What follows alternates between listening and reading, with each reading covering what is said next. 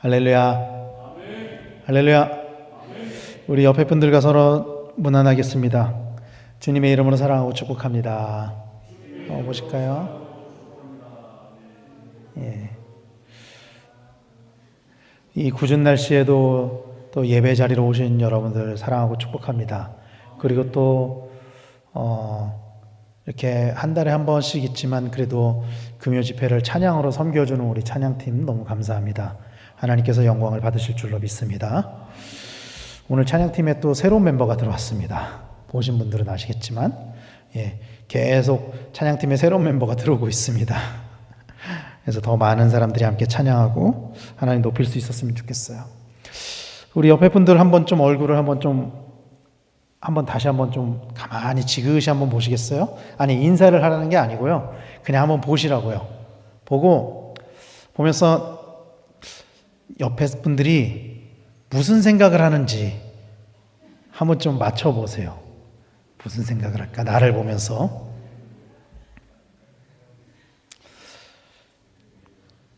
우리가 눈과 눈을 서로 마주칠 때 서로 무슨 생각을 하는지 알 수 있을까요? 여러분들이 저를 보고 계시잖아요, 지금. 제가 무슨 생각하는지 아세요? 여러분? 저도 몰라요. 여러분들이 무슨 생각을 하는지. 그런데 만약에 다른 사람의 마음의 소리를 들을 수 있다면은 어떤 상황이 벌어질까요? 마음의 소리를 들을 수 있다면 대참사가 일어나겠죠? 이렇게 이따금씩 요즘에 요 젊은 친구들은 핸드폰 영상을 볼 때 우리는 이제 세대가 높으면 높을수록 긴 영상을 보는데 어리면 어릴수록 짧은 영상을 보거든요. 근데 저도 이제 어떻게 하다가 짧은 영상을 보다가 어떤 콘텐츠가 나왔냐면은 이제 유튜브나 쇼츠 같은 데서 이런 콘텐츠가 가끔 나오는 때가 있어요. 어떤 콘텐츠냐면은 어떤 상황을 설정을 해놓고 이제 그 상황에서 대화를 하는데 의례적인 말이 아니라 마음에 있는 소리로 대화를 하는 거예요, 서로. 그러니까 예를 들면은 면접 자리에서 딱 앉았는데 면접관이 딱 앉아 있고 면접 보는 사람이 딱 앉았을 때 이런 거예요. 면접 보는 사람한테 우리 회사에 들어올 포부를 얘기해 주십시오. 그러면 면접하는 사람이 막 얘기를 하면은 면접관이 당신은 탈락입니다. 그 자리에서 이제 속마음이 그냥 다 나오는 거예요. 이런 콘텐츠가 가끔 나와요.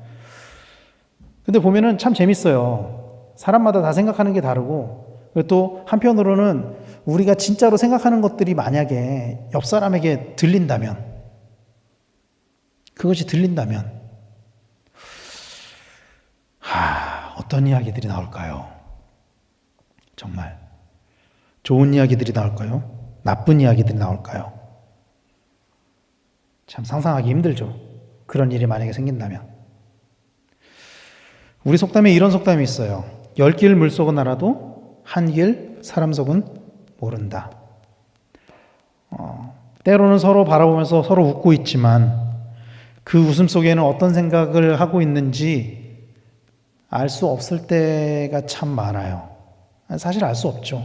웃으면서도 그 속마음은 정말 어떤지 알 수 없죠. 그래서 저는 사실 사람을 잘 믿지 않습니다. 저는 사람을 잘 믿지 않아요. 사람을 믿었다가 실망한 적도 되게 많고요.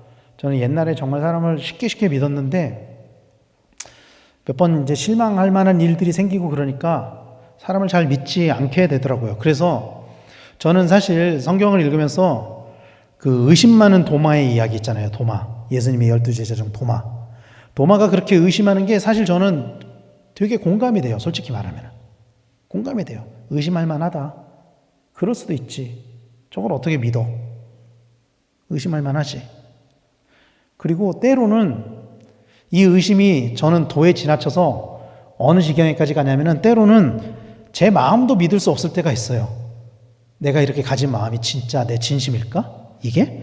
왜냐하면 이런 거예요. 스스로는 그리스도인이라고 하고 또 목사라고 하면서 내 마음을 잡으려고 하지만 사실 인간이 가지고 있는 그 본성 때문에 마음 아주 깊은 곳에서는 나쁜 생각들, 죄의 생각들로 달려가려는 모습들을 때로 보기 때문에 때로는 나 자신의 마음도 저는 의심이 될 때가 있다라는 거예요. 그런 생각들을 의도적으로 없애려고 노력을 하지만 없어지지 않는 모습들을 때로는 외면하고 스스로 거룩한 사람인 척, 좋은 생각만 나는 사람인 척, 그렇게 하는 모습들이 때로 내 스스로 느껴지기 때문에 저는 어떤 때는 저 자신도 사실 의심이 될 때가 있어요. 이게 정말 진심일까? 그래서 우리는 우리의 마음과 생각을 단속해야만 합니다. 정말 우리가 어떤 마음을 가지고 있는지, 어떤 생각을 가지고 있는지, 우리의 속사람이 가지고 있는, 정말 그 속사람이 가지고 있는 마음은 어떤 마음인지 그걸 단속해야 한다는 거죠. 오늘 우리가 읽은 본문은 엘리사에 관한 말씀입니다. 그리고 오늘 본문의 상황은 이런 상황이죠. 아람의 군대 장관 나아만이라는 사람이 있는데 이 나아만 이야기는 한 번쯤, 아니 여러 번 들어보셨을 거예요 아마. 나아만이 요단강에서 이 나병 환자였는데 요단강에서 7번 몸을 씻고 그 나병이 낫게 되는 사건이 있었죠. 물론 그 상황 가운데 나아만이 중간에 그게 말이 되냐 막 화를 내고 종들이 나아만을 설득해가지고 씻게 하고 낫게 하고 그런 일들이 있었어요. 그리고 그렇게 낫게 된 나아만이 어떤 행동을 하냐면은 깨끗하게 나아진 이후로 감사하는 마음을 가지고 나아만이 엘리사에게 나아가서 엘리사에게 제물을 바치는 장면이 있어요. 열왕기하 5장 15절 16절 말씀에 보면은 나아만이 모든 군대와 함께 하나님의 사람에게로 돌아와서 그의 앞에 서서 이르되 내가 이제 이스라엘 외에는 온 천하에 신이 없는 줄을 아나이다. 청하건대 당신의 종에게서 예물을 받으소서 하니 이르되 내가 섬기는 여호와께서 살아계심을 두고 맹세하노니 내가 그 앞에서 받지 아니하리라 하였더라. 나아만이 받으라고 강권하되 그가 거절하니라. 자, 상황을 보면 이런 거예요. 엘리사는 나아만의 청을 들어주지 않았어요. 나아만은 엘리사에게 자기가 병 고침을 받은 것을 감사해가지고 제물을 바치면서 자기의 신앙 고백을 해요. 내가 이스라엘 외에는 온 천하에 신이 없는 줄 이제 알겠습니다. 신앙 고백을 하면서 제물을 바쳤어요. 근데 엘리사가 여호와께서 살아계심을 두고 맹세하노니 나는 받지 않겠습니다. 이렇게 말씀하고 있는 거예요. 그리고 또 나아만이 강권했으나 엘리사가 또 받지 않은 거죠. 엘리사는 이런 마음을 가지고 있었던 것 같아요. 자신에게 이런 능력을 주신 이는 하나님이시기 때문에 자기가 이 예물을 받는 것이 합당하지 않다. 옳지 않다. 이런 마음을 가지고 엘리사는 나아만이 준비한 예물을 받지 않았습니다. 그리고 그런 엘리사를 보면서 나아만은 자신이 이제는 다른 신이 아닌 여호와께만 제사를 드리겠습니다. 이 방금 읽은 본문에서는 이스라엘의 신이 유일한 신입니다라고 고백하고 이 거절한 이후에는 어떻게 고백을 하냐면은 내가 이제는 다른 신이 아닌 여호와께만 제사를 드리겠습니다. 그렇게 고백을 해요. 그러면서 이전에는 림몬을 섬겼던, 림몬이 이 아람의 바알과 같은 신이거든요, 우상. 림몬을 섬겼던 것을 버리고 오직 여호와를 섬기겠다. 나아만이 이렇게 고백을 합니다. 그러고 나서 엘리사가 나아만을 이제 돌려보내요. 이제 가라고. 여기까지가 오늘 우리가 읽은 본문의 앞 상황이에요. 여기까지가. 그런데 이 사건을 보면서, 똑같은 사건을 보면서 엘리사의 최측근 사환인 게하시는 엘리사와는 다른 마음을 품게 됩니다. 엘리사는 하나님이 주신 능력으로 병 고침을 한 후에, 병을 고치게 한 후에 그 나아만이 제물을 줬을 때 하나님의 살아계심을 두고 맹세하면서 그것을 받지 않았거든요. 그런데 게하시는 어떤 마음을 가지냐면은 이런 마음을 가져요. 열왕기하 5장 20절에 하나님의 사람 엘리사의 사환 게하시가 스스로 이르되 내 주인이 이 아람 사람 나아만에게 면하여 주고 그가 가지고 온 것을 그의 손에서 받지 아니하였도다. 여호와께서 살아계심을 두고 맹세하노니 내가 그를 쫓아가서 무엇이든지 그에게서 받으리라 하고, 게하시도 여호와께서 살아계심을 두고 똑같이 맹세하면서 내가 그를 쫓아가서 무엇이든지 그에게 받으리라, 이런 마음을 품어요. 이 말씀에 보면 스스로 이르되라고 표현을 하고 있거든요. 게하시가 그런 마음을 품는 거예요. 게하시는 일련의 사건들을 보면서 엘리사가 나아만을 보내는 것은 부당하다라고 생각했던 것 같습니다. 왜냐하면 게하시의 관점에서 보면 나아만은 이방 사람이었기 때문이에요. 나아만은 이방 사람이에요. 아람 사람이니까. 이방 사람이기 때문에. 하나님의 은혜는 이런 거예요. 하나님의 은혜는 오직 이스라엘 사람들에게만 주어지는 것인데 이방 사람이 그 은혜를 받았다면 반드시 대가를 내야 하는 것이 아니냐. 이방인이니까. 이스라엘 민족이 가지고 있는 선민의식이 이렇게 나타나는 거죠. 하나님은 온 천하 만민의 하나님이신데 이스라엘의 하나님으로 제한시켜버리는 거예요. 나아만은 분명히 이방 사람이고 당시 이스라엘 사람들의 의식에 이것은 어쩌면 자연스러운 것일지도 몰라요. 이스라엘 사람들에게 있어서. 그런데 재미있는 사실은요. 성경이 나아만을 가리켜서 뭐라고 묘사를 하냐면요. 이렇게 묘사를 해요. 나아만은 분명히 이방 사람이 맞거든요. 아람의 군대 장관이니까. 그런데 뭐라고 묘사를 하냐면은 열왕기하 5장 1절을 앞부분을 우리말 성경으로 이렇게 번역을 하거든요. 아람 왕의 군사령관인 나아만은 주인에게 대단한 신임을 받고 있었습니다. 그를 통해 여호와께서 아람의 승리를 안겨주셨기 때문입니다. 이상한 말씀이에요. 나아만은 이방 사람인데 그를 통해 여호와께서 아람의 승리를 안겨주셨다. 하나님이 나아만을 통해 아람의 승리를 안겨주셨다. 성경은 이렇게 말씀하고 있어요. 그러면 도대체 이 전쟁, 아람이 승리를 한 이 전쟁은 어떤 전쟁이냐 하는 거예요. 이 전쟁이. 성서학자들에 의하면은 나아만이 지휘했던 이 전쟁은 열왕기상 22장에 기록된 길르앗 라못 전쟁으로 추정이 됩니다. 이 길르앗 라못 전쟁은 어떤 나라랑 어떤 나라가 전쟁을 한 전쟁이냐면은 아람과 북이스라엘이 싸운 전쟁이에요. 아람과 북이스라엘. 특히 역사학자 요세푸스에 의하면은 이 전쟁으로 인해서 북이스라엘의 왕이 죽임을 당하거든요. 그 왕을 살해한 자가 나아만이었다고 요세푸스는 기록을 하고 있습니다. 그리고 당시 북이스라엘의 왕이 누구냐면은 그 유명한 아합 왕입니다. 아합 왕. 달리 말하면은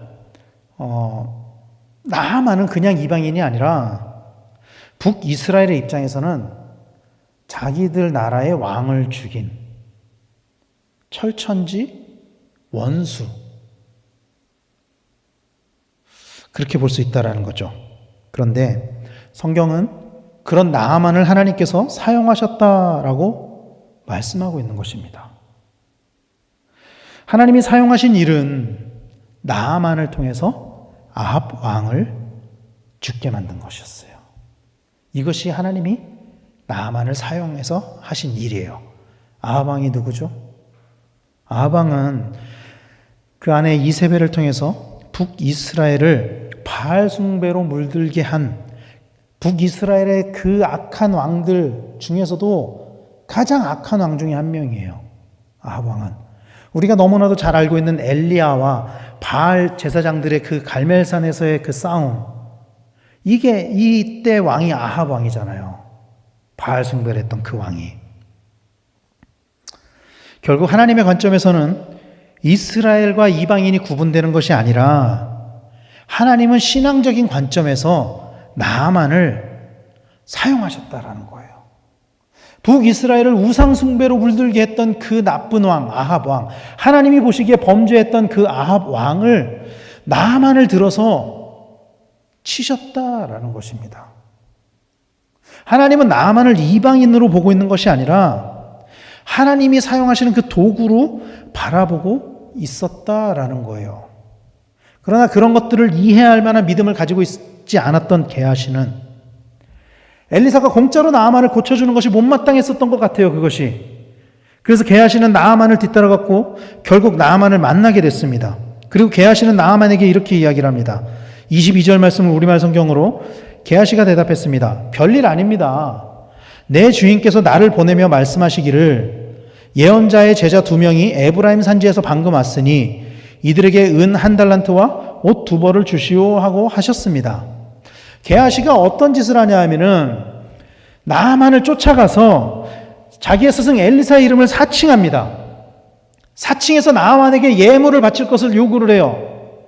정작 그 스승 엘리사는 예물을 받지 않았는데 게하시는 엘리사의 이름을 사칭해서 예물을 달라고 하고 있는 거예요.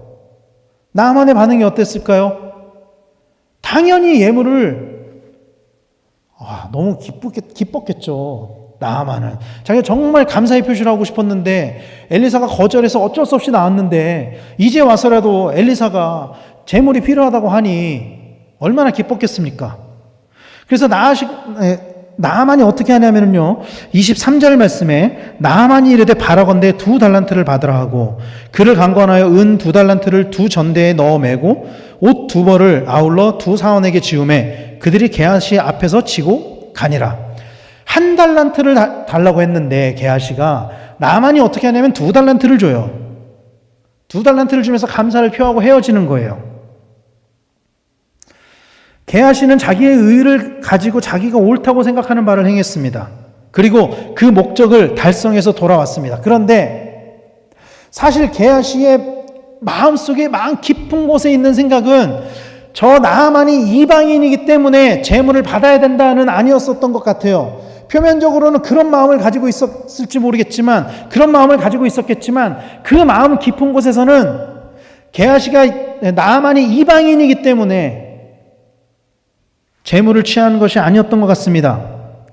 그런 게 아니라 자기의 욕심을 채우려고 그랬던 거예요. 게하시는 돌아오면서 나아만에게 받은 예물을 집에 감췄어요. 24절 우리말 성경으로 게하시는 산에 이르자 그 종들에게서 물건을 받아 집에 감춰두고 나아만의 종들을 돌려보냈습니다. 이런 거죠. 게하시가 혼자서 쫓아갔었고 나아만이 종들에게, 자기의 종들이에요. 게하시가 데려간 종이 아니라 나아만의 종들에게 2달란트와 짐들을 지어가지고 게하시를 쫓아가게 했습니다. 게하시가 그 재물들을 자기의 집에 숨겨두고 나아만의 종들을 다시 돌려보낸 거예요. 그러면서 게하시한테 어떤 마음이 들었을까요? 아무도 모르겠지. 이 일은 아무도 모를 거야. 이미 나아만은 돌아갔어요. 그 종들도 돌려보냈어요. 뭐 요즘처럼 핸드폰이 있으면은 나아만이 엘리사한테 전화를 걸어서 얘기를 했겠죠. 이렇게라도 받아주시니 감사합니다. 그런데 그런 시대가 아니잖아요. 아무도 몰랐을 거라고 생각했어요. 자기는 아무도 안 보고 아무도 모르는 채로 예물을 자기의 집에 숨긴 거예요. 그런데 하나님의 사람인 엘리사는 그 모든 것을 다 알고 있었습니다. 그래서 엘리사는 나아만에게 어디를 다녀왔냐 이렇게 물어봤고 나아만이 뭐라고 대답하냐면 어디에도 가지 않았습니다. 저 아무 데도 안 갔습니다. 아무 데도 안 갔어요. 이미 모든 것을 알고 있는 엘리사는 나아만을 꾸짖었는데 어떻게 꾸짖냐면 이렇게 꾸짖어요. 26절 말씀에 엘리사가 이르되 한 사람이 수레에서 내려 너를 맞이할 때에 내 마음이 함께 가지 아니하였느냐. 지금이 어찌 은을 받으며 옷을 받으며 감람원이나 포도원이나 양이나 소나 남종이나 여종을 받을 때이냐. 이렇게 꾸짖어요. 내 마음이 함께 가지 아니하였느냐. 이 말씀을 현대인의 성경으로는 이렇게 번역을 해요. 그 사람이 수레에서 내려 너를 맞을 때 내가 영으로 그곳에 있었던 것을 너는 깨닫지 못했느냐. 내가 영으로 그곳에 있었던 것을 너는 깨닫지 못했느냐. 게하시는 자신이 하는 일을 아무도 모를 것이라고 생각했지만 엘리사는 이 모든 것을 알고 있었다라는 것입니다. 오늘 본문은 개역개정 번역에서는 엘리사가 그것을 마음으로 알았다고 기록하고 있고 현대인의 성경에서는 영으로 알았다고 기록하고 있어요. 그리고 엘리사가 그것을 알 수 있었던 이유는 그가 하나님의 사람이었기 때문입니다. 성경은 엘리사를 계속 뭐라고 말씀을 하냐면 하나님의 사람, 하나님의 사람, 하나님의 사람 이렇게 기록을 하고 있거든요. 게하시는 그런 엘리사를 속이려고 했고 결국 그 시도가 실패한 것입니다. 게하시는 자신의 지위가 자신의 스승 엘리사와 같다고 여겼어요. 그래서 엘리사의 이름을 팔아서 자기의 이익을 취한 것입니다. 게하시는 그래도 된다고 생각했었던 것 같아요.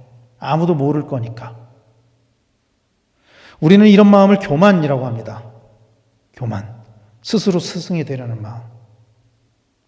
그리고 이 교만은 우리 죄의 근원이 되는 마음입니다. 기억하십니까?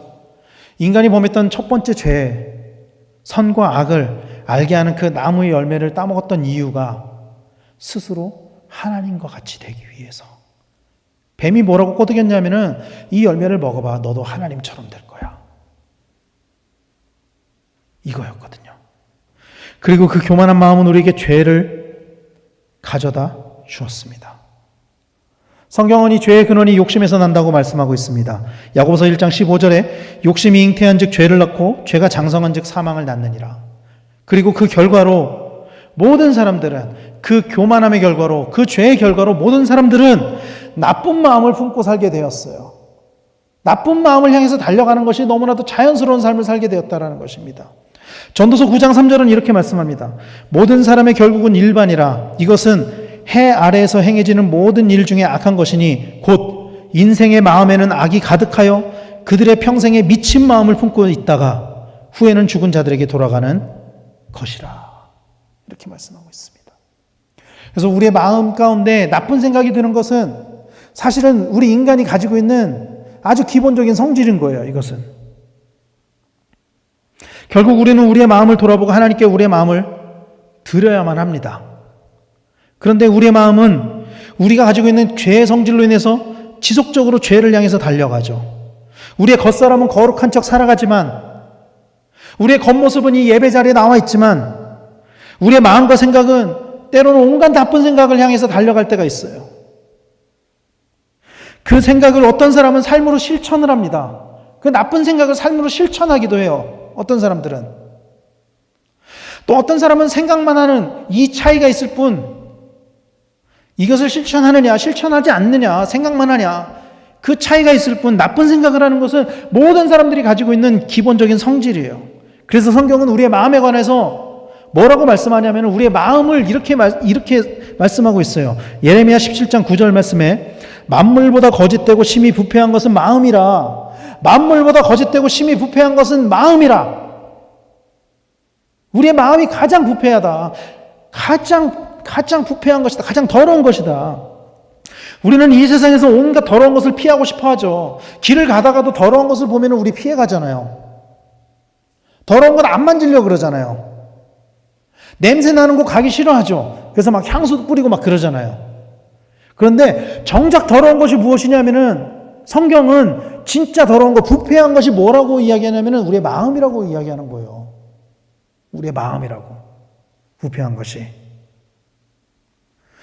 그래서 이 더러운 것을 피하는 데는 우리는 많이 노력을 해요. 냄새 나는 것도 피하려고 하고 또 냄새도 안 나려고 우리가 씻기도 하고 빨래도 하고 청소도 하고. 근데 정작 가장 더러운 것, 마음. 이것을 깨끗하게 하는 데 있어서는 별로 관심이 없다는 거예요, 우리가. 인색하다는 거예요. 우리의 마음을 깨끗하게 하는 것에 대해서는. 성경은 우리의 마음을 지켜야 복을 얻는다라고 말씀을 합니다. 이 예레미야 17장 9절 말씀은 이 9절만 떼놓고 보면은 만물보다 거짓되고 심히 부패한 것은 마음이라 이렇게 말씀하고 있지만 이 말씀이 나온 맥락은 이런 거예요. 이 말씀의 앞에 말씀은 뭐 어떤 말씀이 있냐면 이렇게 말씀을 해요. 7절 8절 말씀에 이 말씀은 같이 한번 읽어볼까요? 시작. 그러나 무릇 여호와를 의지하여 여호와를 의뢰하는 그 사람은 복을 받을 것이라. 그는 물가에 심어진 나무가 그 뿌리를 강변에 뻗치고 더위가 올지라도 두려워하지 아니하며 그 잎이 청정하며 가무는 해에도 걱정이 없고 결실이 그치지 아니함 같으니라. 아멘. 우리의 마음으로 하나님을 의지하고 하나님께 의뢰하는 사람에게 복이 있다라고 말씀하고 있는 거예요. 그리고 그 반대의 경우를 설명하기 위해서 아까 읽었던 그 9절 말씀이 중간에 들어가 있는 거예요. 그 9절 말씀, 마음이 가장 부패하다는 그 말씀 다음에 나오는 말씀이 10절 말씀의 이 말씀이거든요. 나 여호와는 심장을 살피며 폐부를 시험하고 각각 그의 행위와 그의 행실대로 보응하나니 라고 말씀하고 있는 것입니다. 하나님은 우리의 마음과 생각을 아시고 그 마음에서 나오는 행위와 행실대로 보응하신다. 이 말씀을 하고 있는 거예요. 그래서 우리가 마음을 지키는 것이 중요하다라는 거예요. 우리의 마음을 깨끗하게 하는 것, 우리의 마음을 정결하게 하는 것이 그래서 중요하다는 거예요. 왜냐하면 우리의 마음이 나쁜 곳을 향해서 가는 것이 아니라 하나님을 바라보고 하나님을 의뢰할 때 하나님의 복을 주시기 때문이에요. 시냇가에 심은 나무와 같이 철을 따라 공급하시는 그 은혜가 우리의 마음을 통해서 주어진다라고 예레미야서는 말씀하고 있는 것입니다.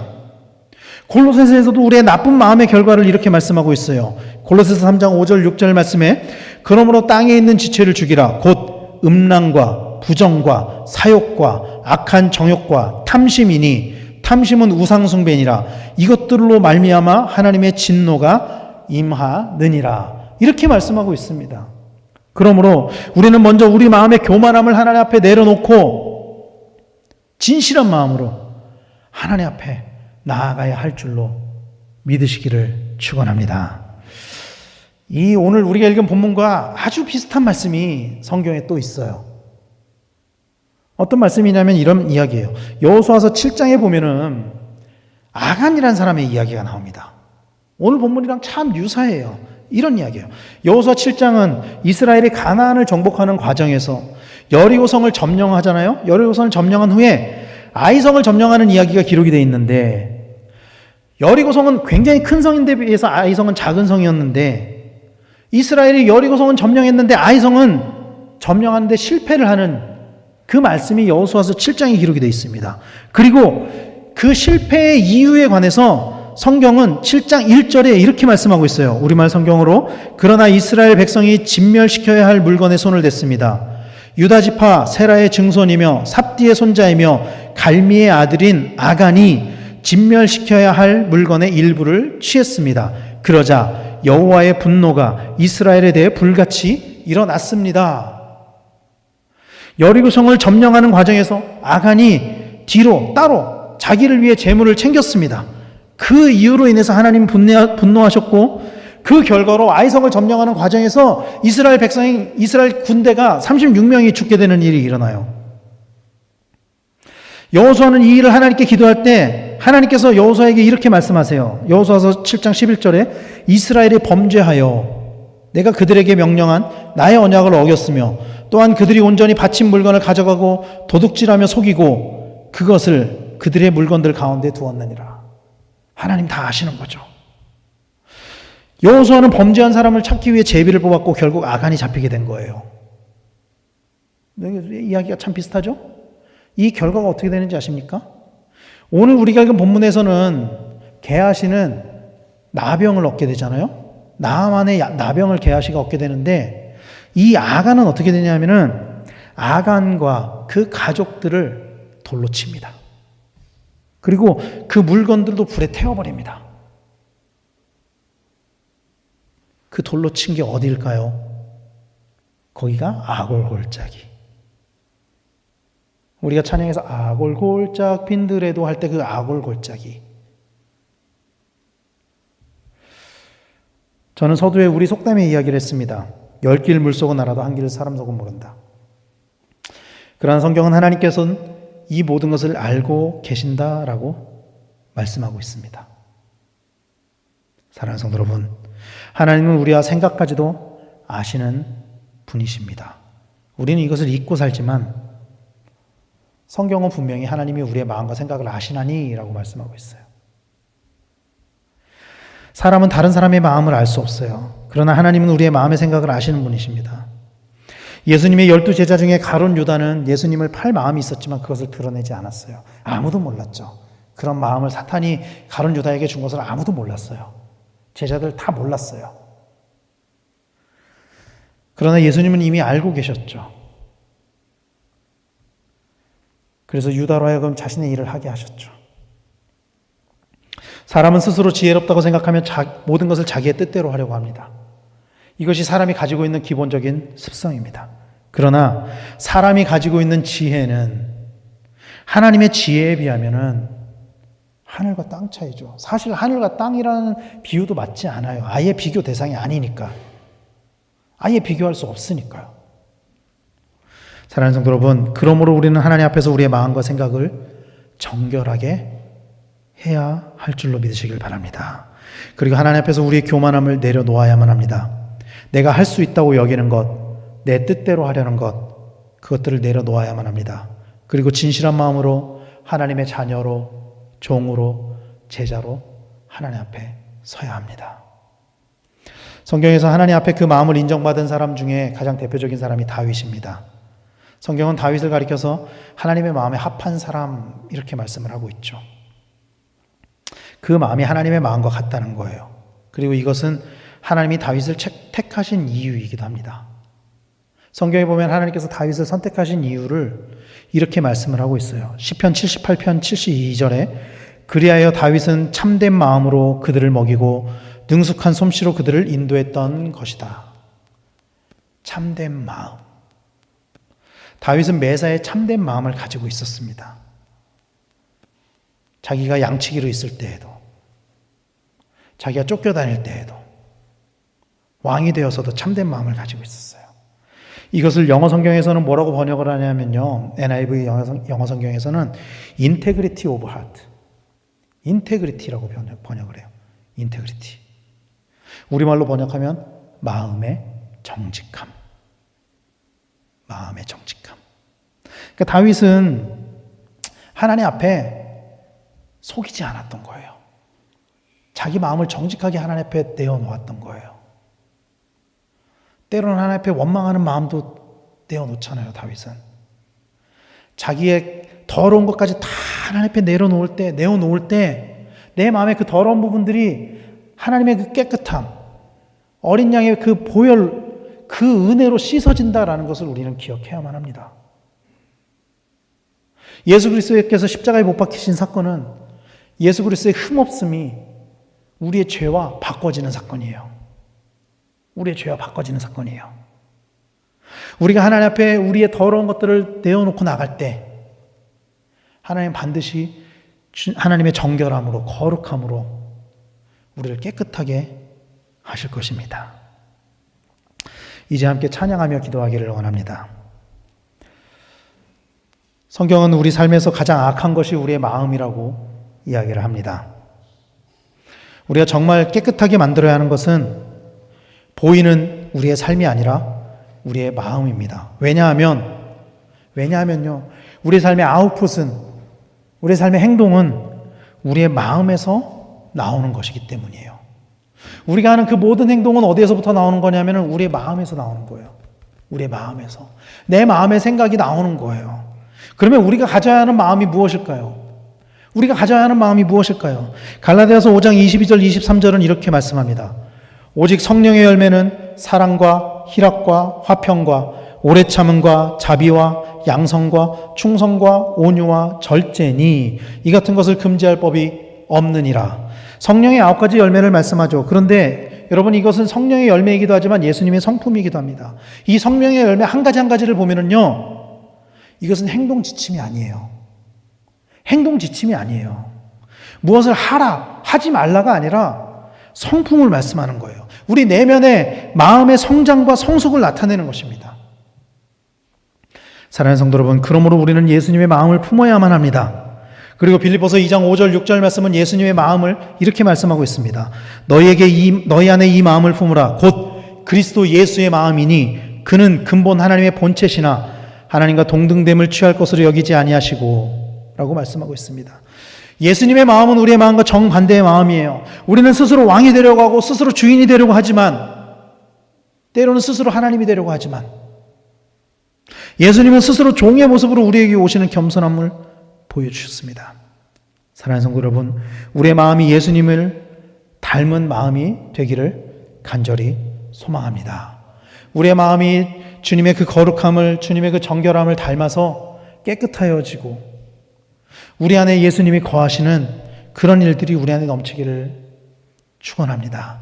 그리고 더불어 우리가 정말로 우리의 마음을 깨끗하게 할 때 하나님이 주시는 그 놀라운 축복이 이 자리에 있는 우리 모두에게 가득하게 되기를 주님의 이름으로 간절히 축원합니다. 함께 찬양합시다. 우리 이제 함께 고백하면서 찬양하기를 소원합니다.